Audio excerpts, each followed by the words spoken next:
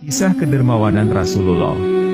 Umar bin Khattab bercerita, suatu hari seorang laki-laki datang menemui Rasulullah untuk meminta-minta, lalu beliau memberinya. Keesokan harinya, laki-laki itu datang lagi, Rasulullah juga memberinya.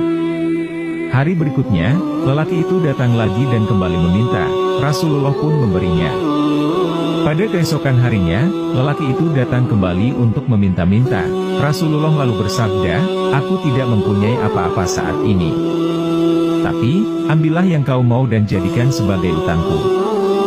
Kalau aku mempunyai sesuatu kelak, aku yang akan membayarnya."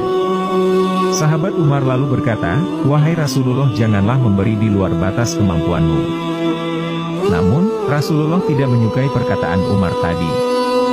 Tiba-tiba, datang seorang laki-laki dari Ansyar sambil berkata, "Ya Rasulullah, jangan takut, terus saja berinfak.